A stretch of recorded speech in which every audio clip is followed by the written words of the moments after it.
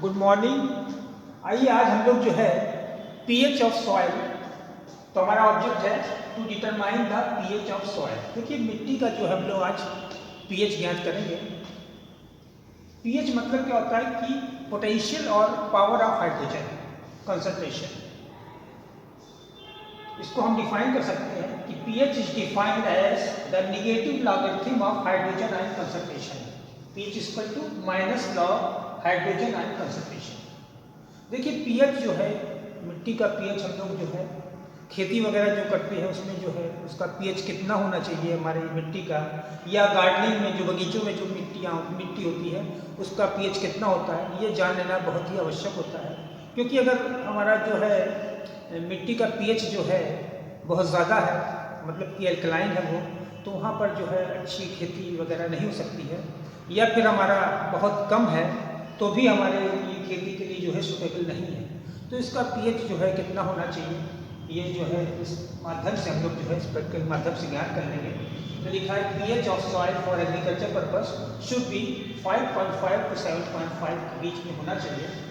क्योंकि 7.5 मतलब कि 8 या 8 से ऊपर अगर पीएच हो गया तो हमारी सॉइल जो है वो एल्कलाइन कहलाएगी और वो हमारे जो है खेती के पर्पस के लिए वो फिट नहीं है।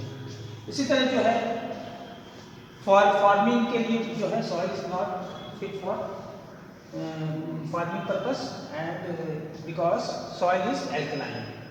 तो आज इस एक्सपेरिमेंट को हम लोग करेंगे। इसके लिए जो रिक्वायरमेंट्स हैं हमारी, conical flask, beaker, funnel, filter paper, distil water, इसके अलावा पीएच पेपर है और pH meter with electrode and soil samples. ये चीज़ जो है हमें आवश्यकता होगी। तो देखिए पीएच ज्ञात करने के लिए हम दो तरीके से जो है इसका पीएच निकाल सकते हैं। एक होता है पीएच पेपर के द्वारा, हम एक पीएच पेपर होता है उस पर जो है अलग अलग कलर्स पे उसका पीएच कितना होना चाहिए, तो इससे हम उससे ज्ञात कर लेते हैं। या फिर हम क्या करते हैं कि पीएच मीटर से, एक पीएच मीटर से जिसमें एक इलेक्ट्रोड रहेगा उसके द्वारा भी जो है हम लोग सॉइल का पीएच ज्ञात कर लेते हैं। तो इसके लिए जो ऑब्जर्वेशन टेबल बनाएंगे हम, देखिए 2 सैंपल लेंगे, 2 सैंपल हम कलेक्ट करेंगे मिट्टी का, उसके बाद उसका पीएच ज्ञात करेंगे, उसका नेचर देखेंगे किस टाइप का है, वो एल्कलाइन है या नॉर्मल है। तो ये हम अभी करके देखते हैं। तो इस तरह जो है आज हम लोग जो है अभी पीएच जो है ज्ञात करके कर देखते हैं। ठीक है, आइए देखते हैं।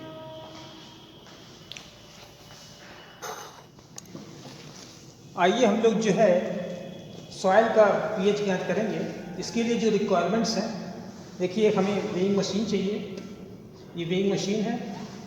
एक जो है पोर्सलिन डिस्क है, उसके साथ साथ ये ग्लास रॉड चाहिए, 2 ग्लास रॉड ले लिए मैंने, और 2 बीकर लिया है। ये 2 बीकर हैं जिस पे लिखा हुआ है सैंपल नंबर 1 और ये सैंपल नंबर 2। ठीक है, और इसके साथ साथ एक स्पैचुला भी ले लिया है। स्पैचुला है हमारे पास, 2 कोनिकल फ्लास्क है और ये 2 फनल है, 2 कोनिकल फ्लास्क फनल है। इसके बाद एक हमारे पास बीकर है मेजरिंग के लिए। इसके साथ साथ हमारे पास एक पीएच मीटर है, ये पोर्टेबल पीएच मीटर है। ये जो है इससे हम जो है पीएच ज्ञात करेंगे। ये हमारे पास इलेक्ट्रोड है, इसमें जो है ग्लास इलेक्ट्रोड और रेफरेंस इलेक्ट्रोड मिलकर कंबाइन किया गया है। इसे कंबाइंड इलेक्ट्रोड भी कहते हैं। इसमें पोटेशियम क्लोराइड का सॉल्यूशन भरा हुआ होता है। तो ये इलेक्ट्रोड है, और इसके साथ साथ एक तरीका और है ज्ञात करने के लिए, पीएच पेपर है। देख रहे हैं ना, ये पीएच पेपर में जो है देख रहे हैं ये स्ट्रिप्स लगे हुए हैं। इससे जो है हम इसको डिबो करके इसमें कुछ कलर्स दिए होते हैं। देख रहे हैं ये कलर्स दिया हुआ है, देख रहे हैं ये 2, 4, 6, 7, 8, 9, 10, ये सब सारे जो हैं किस पीएच पे कौन सा कलर होगा ये सामने दिखाई पड़ जाता है। तो हम देख करके इसके माध्यम से भी हम सॉइल का जो है पीएच ज्ञात कर सकते हैं। तो ये पीएच पेपर भी है। तो सबसे पहले हम क्या करते हैं कि देखिए स्टार्ट करने से पहले हम इसको समझ लें। ये पोर्टेबल पीएच मीटर है, ये जो है इसको जो है क्या करते हैं कि डायरेक्ट हम इससे जो है पीएच नाप सकते हैं। ये जो है टेम्परेचर नॉब है, देख रहे हैं ये टेम्परेचर नॉब है, और ये जो है बैटरी से इसमें जो है बैटरी लगी हुई है। देख रहे हैं ये एक बैटरी है, इसमें 9 वोल्ट की डीसी बैटरी है, ये पीछे लगी रहती है। ठीक है। इसमें जो है ये बैटरी लगी हुई है, ठीक है, और इस बैटरी से ये चलता है। तो ये बैटरी लगी हुई है और ये जो है तो क्या करते हैं कि देखिए एक्चुअली क्या होता है कि इस पोर्टेबल पीएच से जो है मीटर से हमको पीएच को इसको कैलिब्रेट करने की आवश्यकता नहीं होती, क्योंकि ये ऑलरेडी जो है कंपनी से जो है कैलिब्रेटेड होता है। इसमें सिर्फ डायरेक्ट हम इसको इसमें जो है लगा करके हम पीएच ज्ञात कर सकते हैं। लेकिन हाँ, अगर इन केस अगर हमारा ये इलेक्ट्रोड अगर हमारा अगर क्योंकि इलेक्ट्रोड अगर बदल जाएगा तो हमको जो है इस इलेक्ट्रोड को के साथ इसको कैलिब्रेट करने पड़ेगा। तो कैलिब्रेट करने के लिए जो है हमें दो तरह के बफर सोल्यूशन चाहिए। एक 4 pH बफर सोल्यूशन चाहिए और एक 7 pH या 9 pH का जो है बफर सोल्यूशन चाहिए, जिसमें हम क्या करेंगे कि इस इलेक्ट्रोड को डिबो देंगे। डिबोने के बाद जो है 4 pH पे जो है इसको हम पीछे इसमें नॉब बना हुआ है, स्क्रू बना हुआ है, स्क्रू के द्वारा जो है इसको स्लोप नॉब और कैलिब्रेट नॉब से हम 4 pH और 9 pH या 7 pH के बफर सोल्यूशन को हम इस पर एडजस्ट करके हम इसको कैलिब्रेट कर सकते हैं। तो इसको कैलिब्रेट करने की आवश्यकता है नहीं, ये ऑलरेडी जो है फैक्ट्री से कैलिब्रेटेड है। बस इसमें हम डिबो करके डायरेक्ट हम इसका पीएच ज्ञात कर सकते हैं। तो ये था हमारा पोर्टेबल पीएच मीटर। तो अब हम जो है सबसे पहले हम देखिए हमने कुछ सॉइल के सैंपल्स भी ले लिए हैं। ये देखिए हमने सॉइल सैंपल्स कलेक्ट किए हैं। तो ये सॉइल के सैंपल्स को लेने के लिए सबसे पहले क्या करेंगे कि हम 25 ग्राम जो है सॉइल जो है हम वे कर लेंगे। सैंपल नंबर 1 ये है, मान लीजिए ये सैंपल नंबर 1 है और इसको जो है हमने एक सैंपल जो है गार्डन से हमने इसको कलेक्ट किया है। तो इसको वे करने के लिए सबसे पहले क्या करेंगे, हम एक मशीन को ऑन करेंगे और ये जो है हमने पोर्सलेन डिस्क इस पर रखी और इसको हम 0 कर देंगे। आइए जो है इसको सबसे पहले क्या करेंगे, जो हमारा सॉइल सैंपल है इसको हम वेग कर लेंगे। तो ये हमने जो है ऑन कर लिया वेइंग मशीन को, और वेइंग मशीन ऑन करने के बाद इस पर रख करके इसको हम 0 पे ले आएंगे। 0 बनाने के बाद ये हमारा जो है सॉइल जो है सैंपल नंबर 1 जो है इसको लगभग 10 ग्राम जो है हम ले लेंगे।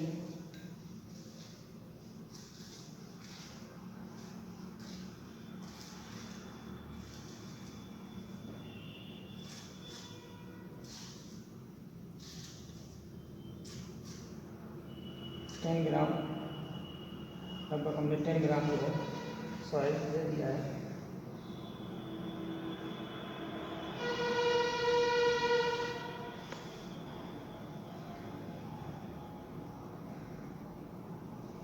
सॉइल जो हमने सैंपल 1 का जो है ये ले लिया है। लेने के बाद इसको हम सैंपल नंबर 1 ये बीकर में सैंपल नंबर 1 बीकर में हम इसको पलट देंगे।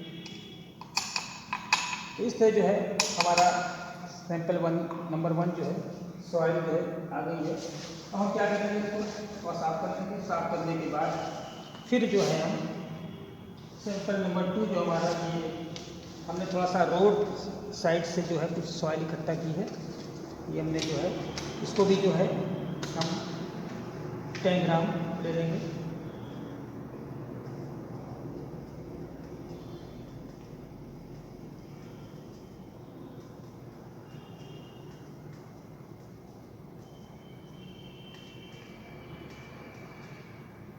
लगभग 10 ग्राम जो है हमको लेना है इसको।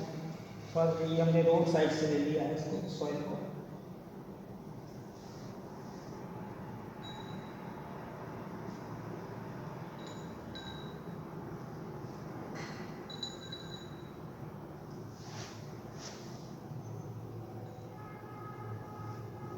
लगभग 10 ग्राम हमने ले लिया है। तो ये हमारा जो है सॉइल सैंपल नंबर 2 हो गया। 10 ग्राम हमने इसको पे ले लिया। ये हमने जो एक बीकर में जो है सैंपल नंबर 2 बीकर में इसको हमने पलट दिया। इससे जो हमने 2 सैंपल हमने कलेक्ट कर लिए हैं, सैंपल नंबर 1 और सैंपल नंबर 2।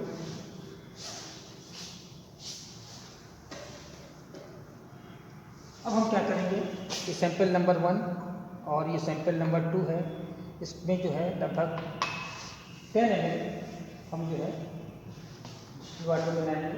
डिस्टिल वाटर हमारे पास है, देखेंगे डिस्टिल वाटर इसमें करीब 10 ml में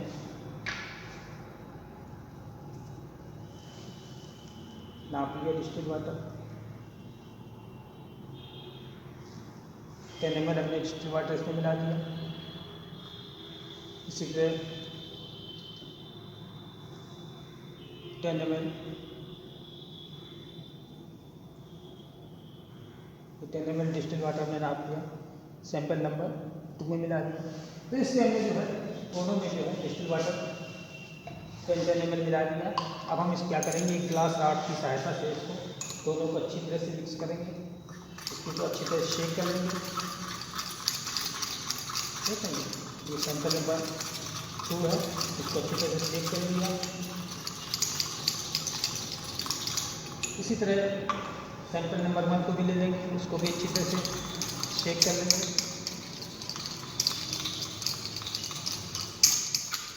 देखें ये अच्छी तरह शेक कर लिया। और शेक करने के बाद ग्लास इलेक्ट्रोड को जो है हमने सैंपल नंबर 1 में भिगो दिया है। और इसके बाद जो है पोर्टेबल पीएच से हम इसका जो है पीएच पढ़ लेंगे। तो इसका जो है 7.07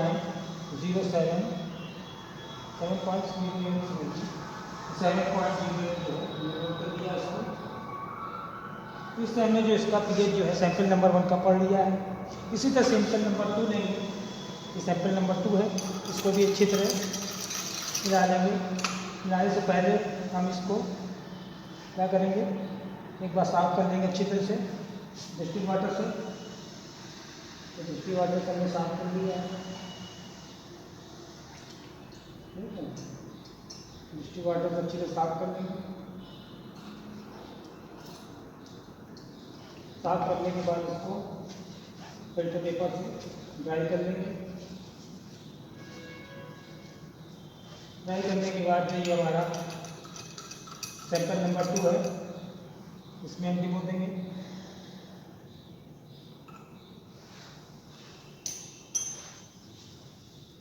सैंपल नंबर 2 पे डिबो करके हम अब ये जो है हमारा पोर्टेबल पीएच मीटर, इससे हम रीडिंग पढ़ लेंगे।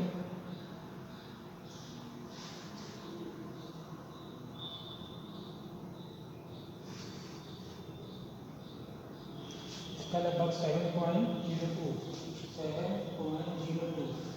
आगे आएगी, देख रहे हैं 7.02 के आसपास धीरे से बढ़ जाएगी।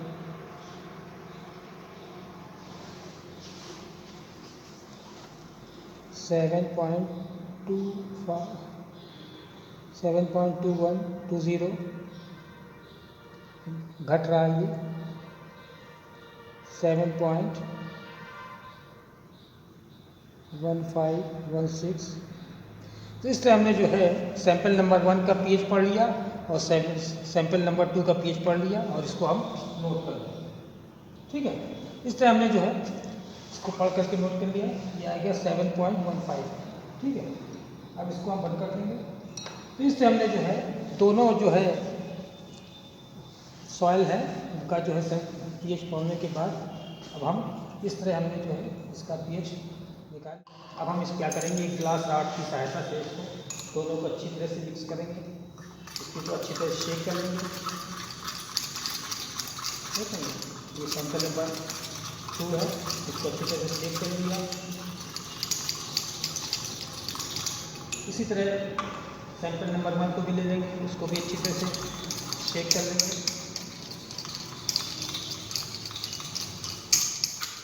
देखें ये अच्छी तरह शेक कर लिया। और शेक करने के बाद हमको चाहिए फिल्टर पेपर।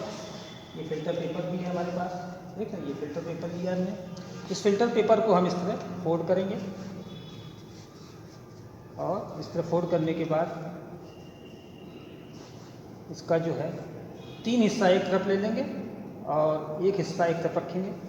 और इसको जो है रखने के बाद इस फनल पे इस तरह हम सेट कर देंगे, ठीक है। इस फनल पे हमने इसको सेट कर दिया।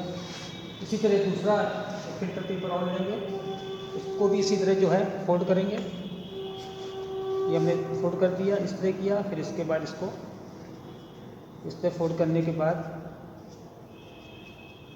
इसका 3 हिस्सा जो है एक तरफ रहेगा और एक हिस्सा एक तरफ रहेगा, और इसको भी हम दूसरी फनेल पे इस तरह लगा देंगे।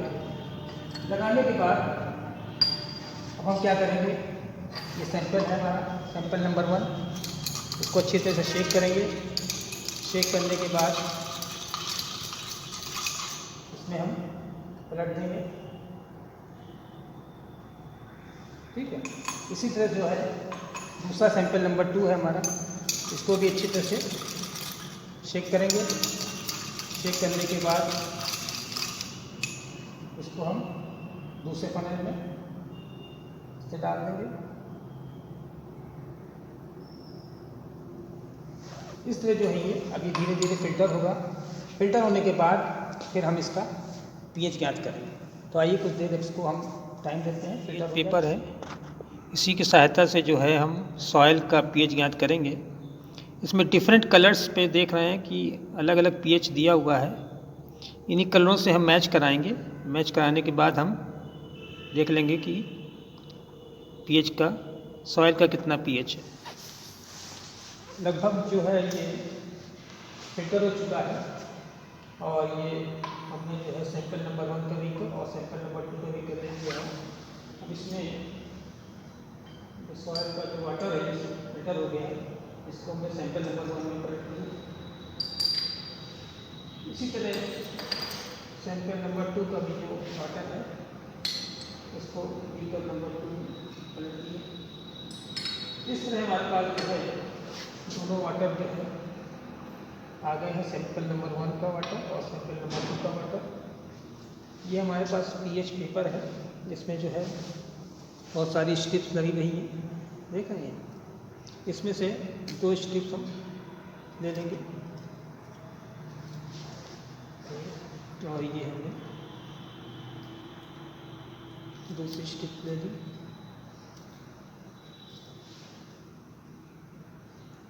अब इस स्ट्रिप को जो है सैंपल नंबर 1 में जो है डिबोएंगे। डिबोने के बाद जो है पेपर पर रख देंगे। इसी तरह स्ट्रिप नंबर 2 जो है इसको भी जो है इसमें डिबो करके रख देंगे। तो इसमें हम देख रहे हैं कि इसका जो पीएच है सैंपल नंबर 1 का लगभग 8 के पास है, और सैंपल नंबर 2 का जो पीएच है लगभग 7 के आसपास है, ठीक है।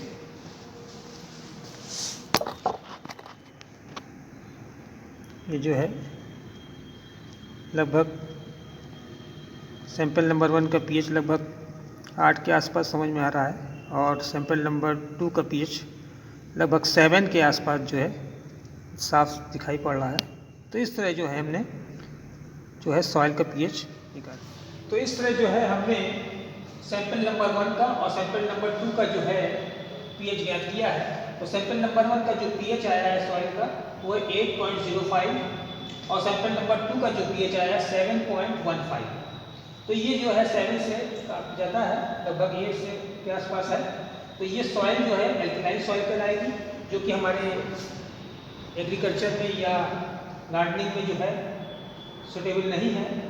और सैंपल नंबर 2 की जो पीएच आया वो 7.15, ये जो है सॉइल जो है हमारे गार्डनिंग में या एग्रीकल्चर में सुटेबल सॉइल कहलाएगी।